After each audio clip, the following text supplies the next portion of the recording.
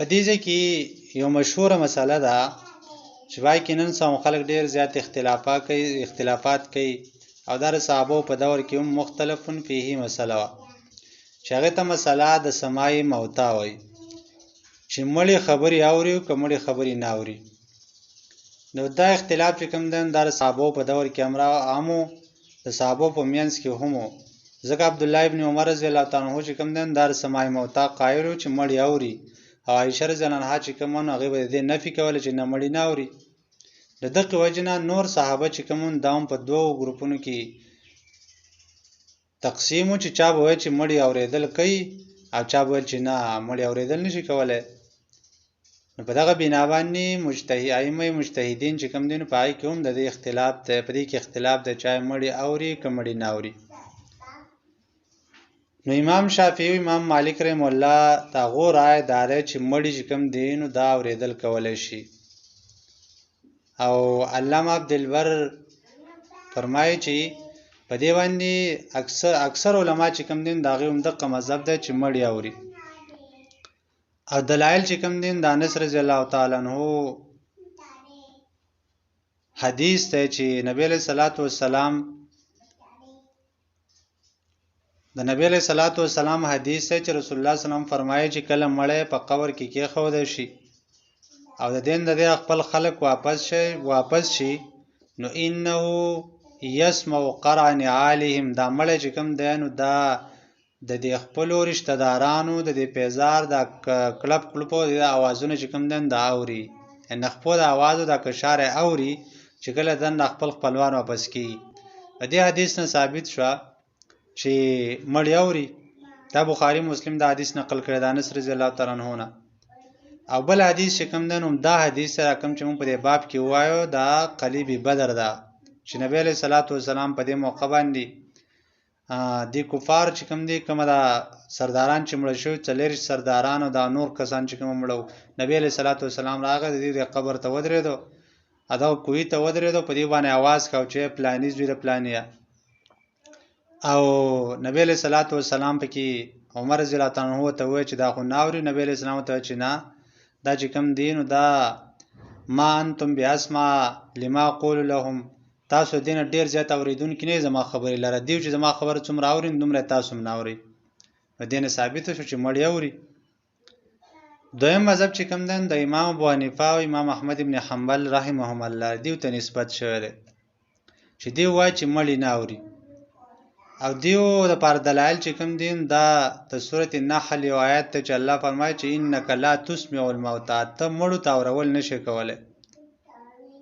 او بل ځکه الله فرمایي چې فإنک لا تسمع الموتى، ته مړو ته اورول نشي کولی. او بیا بل ځکه الله فرمایي چې ما انت بمسمع من فی القبور، ته نه یې اورونکی هغه چاته چې هغه په قبرونو کې پراته دي. د دې آیتونو دا معلومیږي چې مړي خبرې نه اوري. په دې دوانو کې تطبیق څه شی دی؟ ځکه چې یو طرف ته د آیتونو ته وګورئ، بل طرف ته د احادیثو ته وګورئ. په احادیثو کې راځي چې اوري، په دې آیتونو کې الله فرمایي چې نه اوري. د دې څه مطلب دی؟ په دې کې تطبیق څه شی دی؟ یو خو دې نه خلکو جګړې جوړې کړي چې لکه مړي اوري مړي نه اوري. دا خبره یاد وساتئ چې دا اختلاف مسله نه ده، دا نه د جګړو څیز دی. صحابو په کې اختلاف را روان نه، پې جګړې کړي نه، دا سره عقیدې مسله ده چې چاته نه معلوم یا څوک د سماع موتا قایل و چې دا مسلمان چې نه قبله به کافري، یا دا چې څوک د سماع موتا نه قایل دا مسلمان چې څوک قایل نه به کافري. نو داسې خبره نشته ده. خاطر عقیدې سره هېڅ تعلق هم نشته. که دې تره یو هم نه یې قایل نو ته مسلمان یې، په خبره پوهېږئ. خو اصل کې تطبیق په دې کې دا دی چې که په دې آیاتونو باندې تاسو غور وکړئ نو سماع موتا نفي په دې کې نه ده شو، بلکې په دې کې نفي چې کوم ده هغه د اسماع شو ده. د څه شو ده؟ د اسماع شو ده. الله فرمایي چې انک لا تسمع الموتا، نو تسمع چې کوم ده د باب فعال نه د صيغه واحد مذکر مخاطب صيغه را، صيغه واحد مذکر مخاطب صيغه ده. لا تسمع ته نشي اورولې، تسمع الموتا. په دې بل آیات کې چې کوم ده بمسمع در اسم فاعل صيغه ده، اسم فاعل صيغه چې کوم ده د قر اسمع نه راغله. نو ګور یو اورېدل یو اورول دي.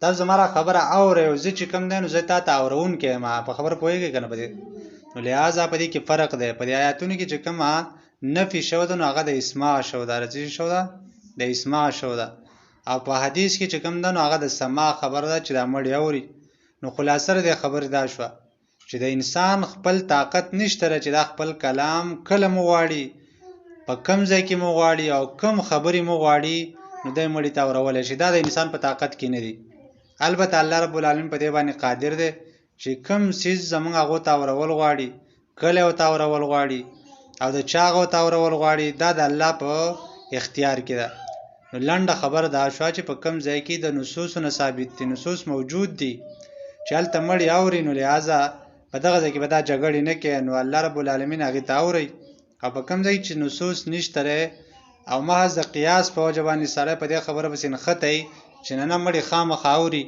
نو داسې جسارت دی دا ځان ور ډاډه کولی به شریعت باندې په دې خبره پسې نه دي نښتل وکار چې کم ځای کې نس نشته نو اوس په قلاره کښېنه دا سره عقیدې مسله نه ده کم ځای کې چې نس تره چې اوري نو د قلیب بدر په موقع باندې د نبی علیه السلام خبرې ورته الله ورول وي د کافرانو ته ځکه هغه وایي چې دا ډېر ستاسو نه اوري دې معنی ده چې هر مړی اوري او بل لا چې قرع النیال والا حدیث ته چې یاره د مړي نه خلک واپس شي نو په دغه ټیم کې دا د خپلو رشته دارانو د خپو کړپه اوري نو په دغه ځای کې اوري وزا چې عام مړي او په عام حالاتو کې ته وایي چې د انظام او انسانانو په شانتې اوري بیا مړي ولیدي لہذا په عام حالاتو کې نه اوري دویم دا چې الله ورته نه اوري دوی نشي اورېدلی